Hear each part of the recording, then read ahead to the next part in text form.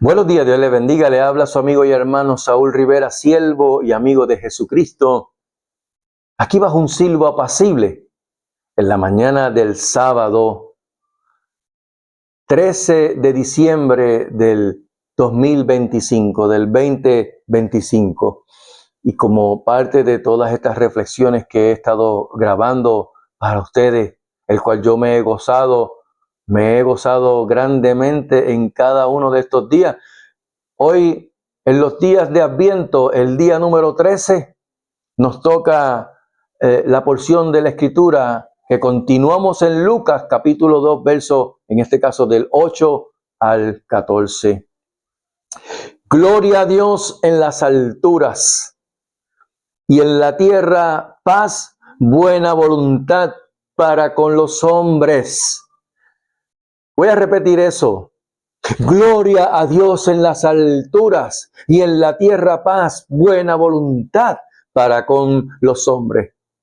Ese es el mensaje que escuchamos decir en los dramas navideños, en muchas o en todas las iglesias que tienen la oportunidad de hacer un drama, poniendo pues ángeles, disfrazándose de angelitos, y declarando gloria a Dios en las alturas, en la tierra paz, buena voluntad para con los hombres. De hecho, en algunas ocasiones he escuchado cómo cambian las palabras, esas palabras que dijeron los ángeles adorando y alabando a Dios, y que lo ponen diciendo como que ellos dijeron, y en la tierra paz para con los hombres de buena voluntad. Volvemos porque hice una grabación antes con respecto al amor de Dios y el asunto de estar siendo humanista con la palabra de Dios. Y en esta ocasión, esa expresión, y en la tierra paz para con los hombres de buena voluntad, eso es tener un pensamiento humanista y que no está en la Escritura. La realidad es que en la tierra no hay uno bueno. El Salmo 53, verso 3, nos los menciona bien clarito. Salmo 53, verso 3. Dice, cada uno se había vuelto atrás, todos se habían corrompido, no hay quien haga lo bueno, no hay ni aún uno. Y es el mensaje que en una ocasión esas palabras se oyeron también decir por parte de Jesús cuando ese hombre joven rico, principal de la sinagoga, se le arrodilló a los pies de Jesús preguntándole qué podía hacer para heredar los cielos, la vida eterna. Pero le vino con un halago, maestro bueno. Y Jesús lo miró y le echó un balde de agua fría con mucho hielo para que le bajara el calentón. ¿Y por qué tú me llamas bueno a mí? Tú eras un principal de la sinagoga, estoy parafraseando. Tú sabes que no hay ninguno bueno en esta tierra, solo uno, el Padre. Y tú me estás diciendo bueno. Jesús lo que estaba confirmando era la declaración de ese hombre ante Jesús, de que Jesús es Dios. Así que eso de y en la tierra paz para con los hombres de buena voluntad, eso es simplemente humanizar la Escritura, ser humanista, porque el mensaje que dieron los ángeles fue buena voluntad para con los hombres. Pero sin darle esa importancia o entrar en mucho detalle a ese cambio que los hombres quieren hacer ver, es la buena, agradable y perfecta voluntad de Dios que se manifestó a los hombres, se manifestó a la humanidad. Y hoy veremos unos pasajes que serán uno bien sobrenatural, o mejor dicho, angelicales. Toma tu Biblia y acompáñame al Evangelio según Lucas, capítulo 2, versos del 8 al 14. Lucas capítulo 2, verso 8. Y leemos: había pastores en la misma región que velaban y guardaban las vigilias de la noche sobre su rebaño. Había pastores. Ser o llamarse o llamarle pastor a alguien es para muchos un privilegio. Es algo honroso y de alta estima el que le mencionen pastor, mayormente dentro del pueblo cristiano, pero aún también dentro del pueblo secular, dentro del inconverso, dentro del impío, dentro del pecador mismo. En lo secular, yo a veces me río porque, ¿verdad?, yo no soy pastor. Esos zapatos, a mi entender, me quedan grandísimos. Pero hay gente que se empeñan en querer decirle a uno pastor. Y pues suele sucederme en el trabajo, que ahí cuando ven a uno le dice, ahí viene el pastor, ahí viene el pastor. Y yo, oigan, yo no soy pastor, yo solamente soy un siervo. Y hay otros pues que me dicen, siervo, ¿cómo está? Dios te bendiga. Dios le bendiga también a usted. Amén, amén. Se vuelven cristianos, se cristianizan rápido, pero ese es el mensaje, esa es la proyección que uno tiene que llevarle a ellos para que que ellos se conviertan a ti y no tú a ellos.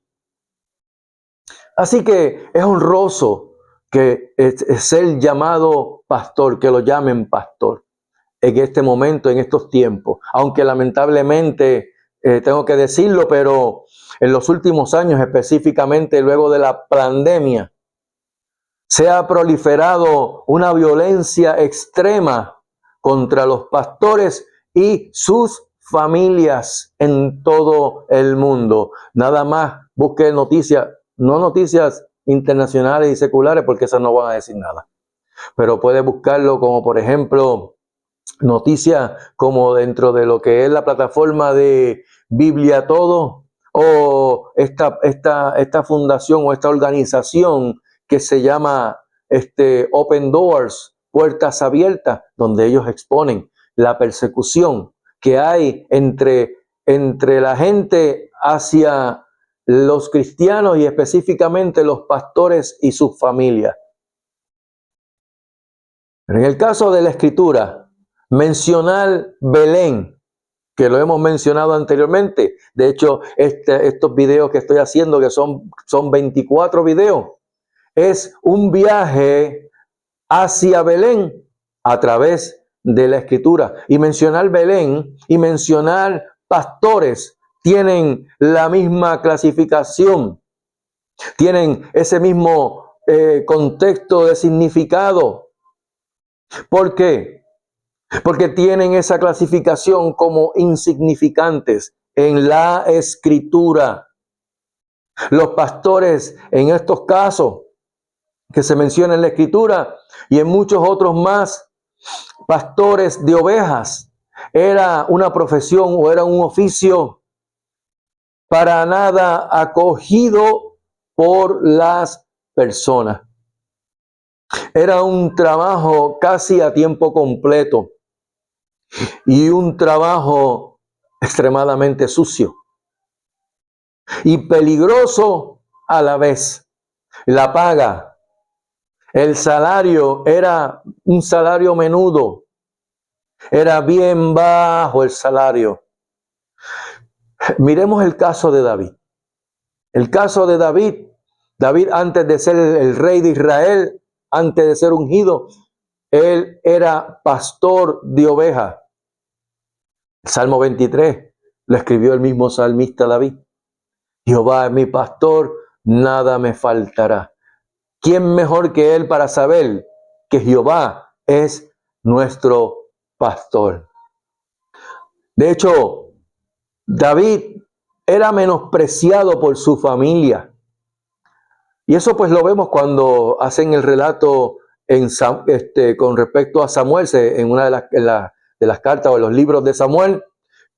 El profeta, cuando fue a la casa de su padre, del padre de David, Isaí, para ungir a David como rey, aunque claro está, Samuel no sabía a quién era el que iba a ungir como rey, simplemente seguía la dirección de Dios cuando le dijo, ve a Belén, a la casa de Isaí, y llama a los hijos de Isaí, que de ahí pondré rey, pondré príncipe sobre Israel, porque Dios es el rey de Israel.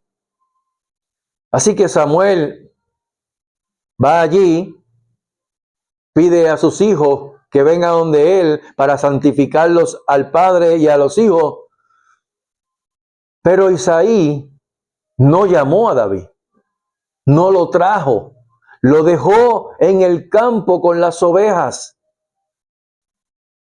porque no lo consideraba como hijo tampoco. Lo menospreciaban, era insignificante. Y eso era lo que era Belén para muchos, que al día de hoy todavía, si podemos mirar, no existen judíos, no hay judíos viviendo en Belén. A ese punto. Así que mencionar la palabra Belén y pastores en el contexto bíblico, pues prácticamente eran lo mismo porque eran insignificantes.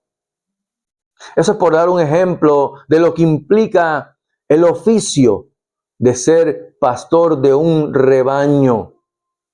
Notemos algo de estos pastores. Dice que velaban y guardaban las vigilias de la noche sobre su rebaño. ¿Y qué implicaciones tenía eso? Mira, pudieran tener el dinero para poder irse a un mesón, un motel, con una cama, un lecho, poder descansar. Pero ellos no podían darse el lujo de irse a un mesón a descansar. Eso, como se dice aquí, es un no. No podían dejar el rebaño a la intemperie e irse a descansar cómodamente, echarse para atrás y coger un sueñito. No podían hacer eso. Eso sería muy riesgoso tanto para ellos como para las ovejas. ¿Debido a qué? A los depredadores y también a los ladrones.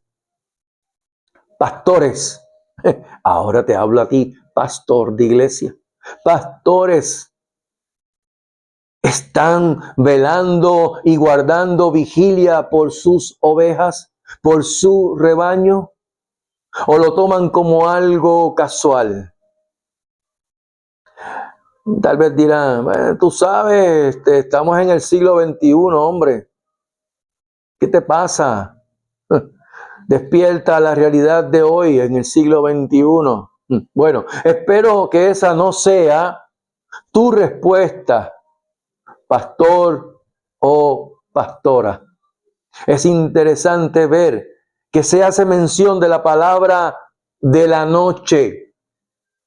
A través de la Escritura vemos cómo Dios manifiesta cambios únicos y gloriosos, y todos dirigidos a que su nombre sea glorificado y que sea exaltado. Si buscamos en Éxodo 12:29, vemos que la plaga que produjo un cambio en Egipto, Dios la llevó a cabo a la medianoche y fue exactamente lo que produjo el éxodo, la salida del pueblo hebreo de Israel de Egipto. Vemos como Jesús, que siempre pues tomaba las vigilias de la noche para retirarse a orar muy de madrugada, se le manifestó se transfiguró frente a 3 de sus discípulos de noche. ¿Y por qué digo de noche? De hecho, la Escritura menciona que es de noche porque ellos le dio sueño a los discípulos, porque estaban cansados. Pero Dios escogió ese momento. Jesús escogió ese momento para manifestarse. Verso 9. Y he aquí se le presentó un ángel del Señor, y la gloria del Señor los rodeó de resplandor, y tuvieron gran temor. Aquí hay varias cositas que tengo que mencionarle, y una de ellas es el he aquí. Vuelve a repetirse esa palabra, hinei, he aquí. En el día 3 hablamos de esa expresión cuando leímos en Malaquías capítulo 3, verso 1, que también se menciona esa expresión, hinei, he aquí. Y es que algo está por ocurrir. Algo importante está por ocurrir. Dios está por manifestar algo importante. Y cuando veamos esa palabra, hinei, he aquí, es que viene algo importante por parte de Dios que va a acontecer. ¿Y qué cosa? La gloria del Señor. Pero quiero recalcarte algo que es de suma importancia, aunque si lo leemos aquí, pues no se presta como para ser algo importante, aunque sí lo es. Y es por el asunto y el hecho que siempre he mencionado de buscar el original para poderle ver cuál es el contexto escritural y cómo Dios quiere que nosotros sepamos lo que Él está haciendo y cómo Él se manifiesta. Leímos que dice, se les presentó un ángel del Señor. Vuelvo otra vez esa expresión aquí escrita así en Reina Valera 1960. Pero cuando nosotros lo leemos en el hebreo, aunque esto es escrito en griego, pero cuando se lee en hebreo, no dice un ángel, sino el ángel del Señor.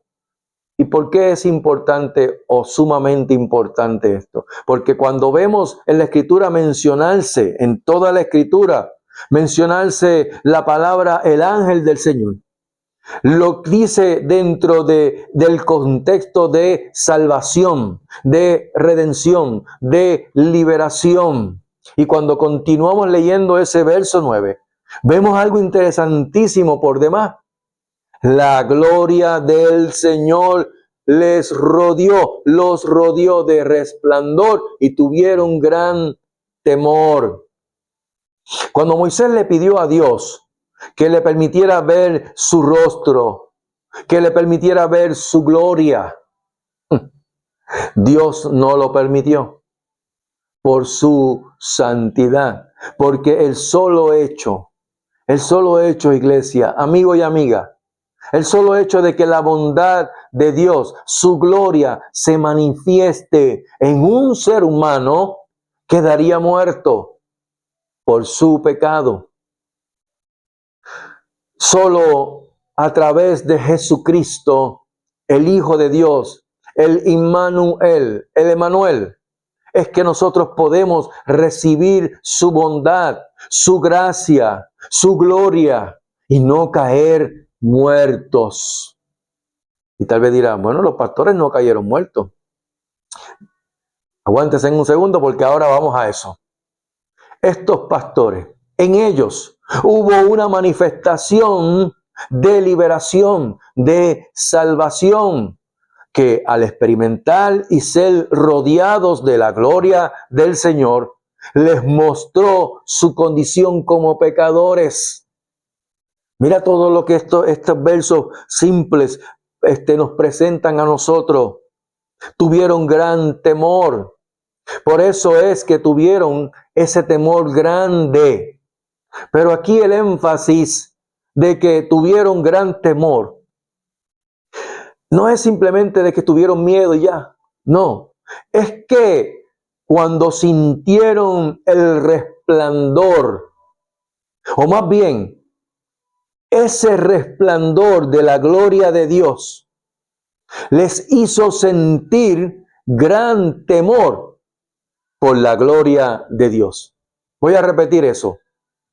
Ese resplandor produjo en ellos, hizo en ellos tener gran temor por la gloria de Dios. No fue un miedo en particular, sino más bien una convicción de pecado que los llevó a temer la gloria de Dios. Verso 10. Pero el ángel les dijo: no temáis, porque he aquí os doy nuevas de gran gozo, que será para todo el pueblo. ¿Por qué mencioné que fue su condición de pecado la que hizo que temieran la gloria del Señor? Porque aquí veremos lo que el ángel del Señor les dijo. Y vamos a ver la conexión que hay entre la gloria de Dios y el temor de los pastores, o el gran temor de los pastores. Cuando leemos, pero el ángel les dijo: no temáis. Ese resplandor de la gloria de Dios no era para aniquilarlos, no era para que quedaran muertos, no era para eso. Pero por eso tuvieron temor grandemente, por eso temieron. ¿Por qué? Porque sabían que presenciar el resplandor de la gloria de Dios los iba a matar. Y por eso el ángel les dijo: no temáis, no temáis, porque aquí les doy nuevas de gran gozo, que será para todo el pueblo. Aquí volvemos otra vez a repetir esa expresión, Hinei, he aquí, el he aquí, y es por una gran razón. La salvación había llegado a ese lugar donde estaban los pastores, estaban vigilando y velando las vigilias de la noche con su rebaño. Eso es las nuevas de gran gozo. Que la salvación llegue a tu vida, se te presente ese resplandor de la gloria de Dios en tu vida. De hecho, no dice que será a todo el mundo. Aquí no dice que será a todo el mundo, sino que será para todo el pueblo. Para todo el pueblo. El evangelio de salvación, el evangelio de Jesucristo, no es para un grupito selecto. Por cuanto todos pecaron, están destituidos de la gloria de Dios. Punto. Aquí no hay acepción de personas. Aquí no es estos sí, estos no. Esto es para salvación y esto es para condenación, para el infierno. No. Por cuanto todos pecaron, están destituidos de la gloria de Dios. ¿Que Dios sabe quiénes son los que se van a salvar? Sí. Él es omnipresente, omnisciente y omnipotente. Pero nosotros no podemos entrar ni en la mente de Él, ni tampoco en el propósito de Él. ¿Qué es el propósito de Él? Que todo el que cree en Jesucristo no se pierda, mas tenga vida eterna. Por eso lo dio en propiciación por nuestros pecados.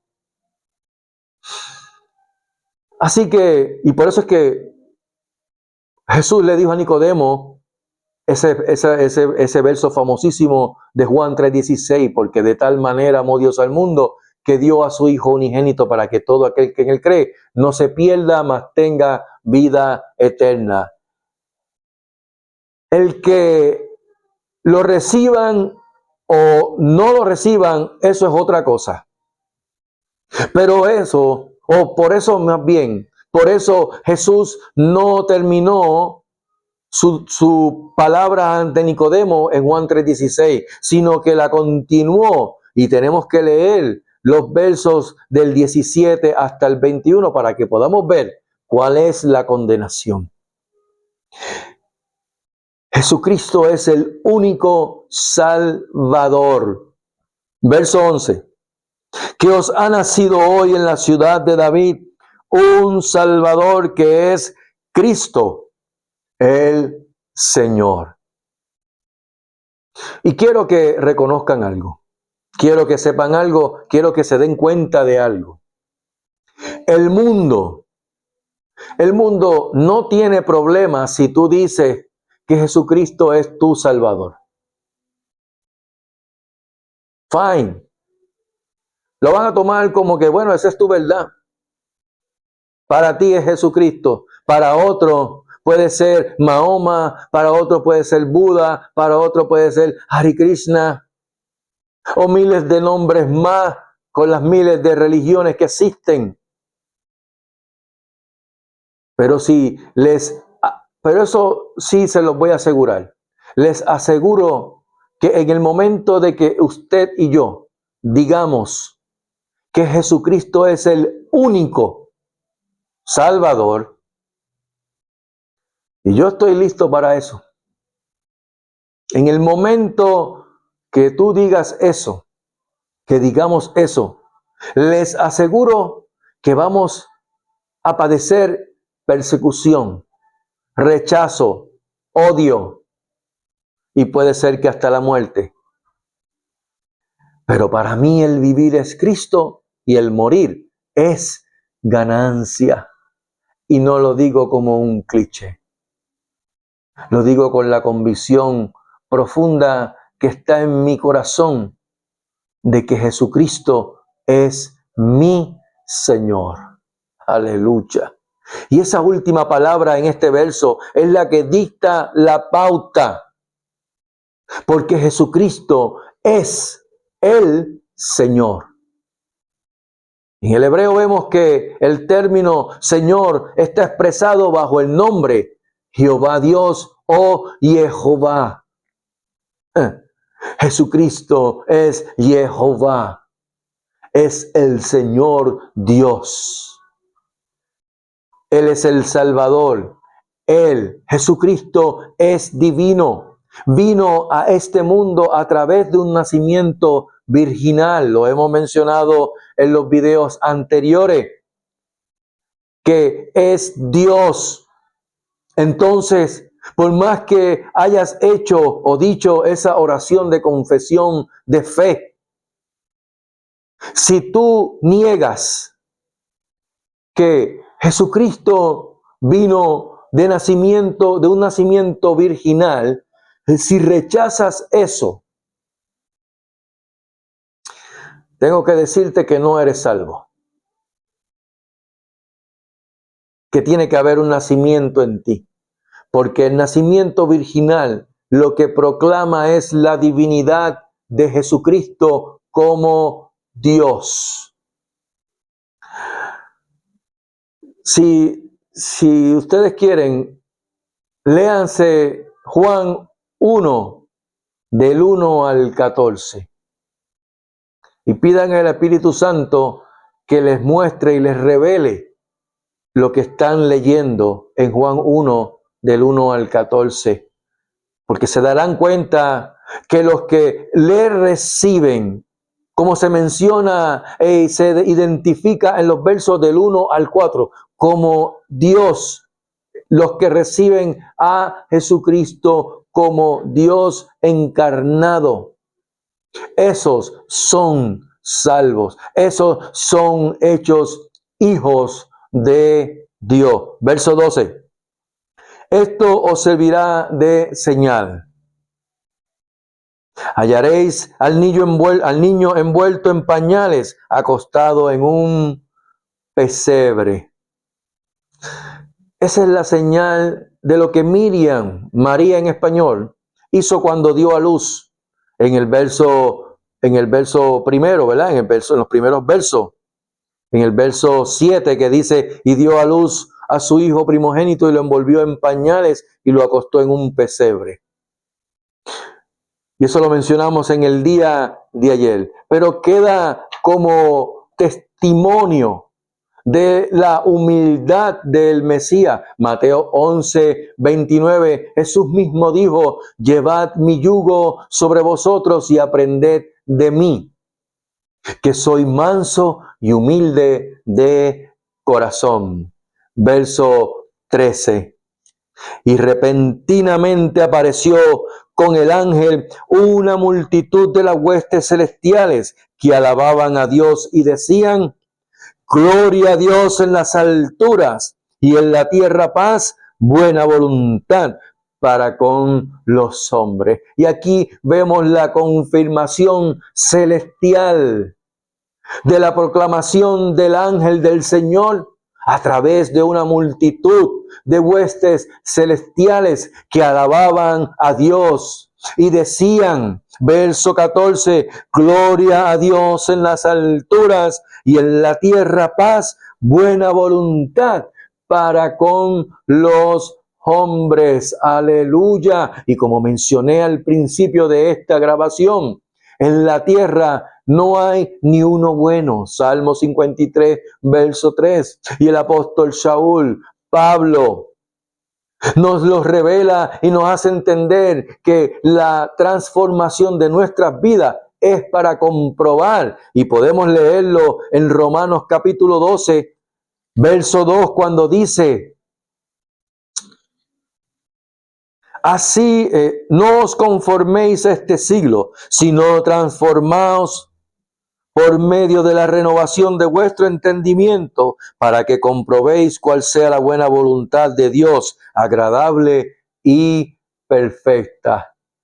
Y esa buena voluntad es pensar bien, pensar en la voluntad de Dios. Y volvemos con el apóstol Saúl, Pablo, cuando le dijo a los filipenses o a la iglesia en Filipo, en el capítulo 4, verso 8, cuando dijo,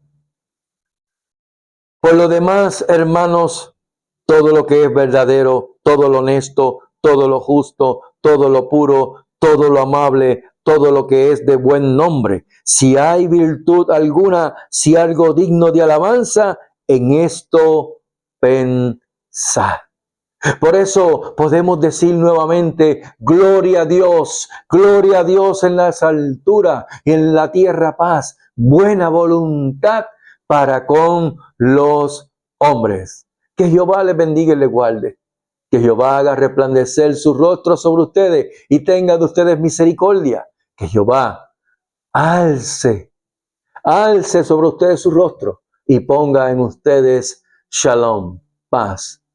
Que tengan una excelente mañana, tarde o noche cuando puedan ver este video y compartirlo para que esta palabra siga expandiéndose y los algoritmos no tomen este video como algo que es insignificante, como quieren hacer ver a Belén, sino que es algo glorioso que tiene que ser expandido mientras el día dura, porque vendrán días en que sufrirán la sana doctrina, en que tendrán que buscarán y no encontrarán quien les hable de la paz de Dios, que sobrepasa todo entendimiento y que guarda los pensamientos y sus corazones en Cristo Jesús. Dios te bendiga. Shalom.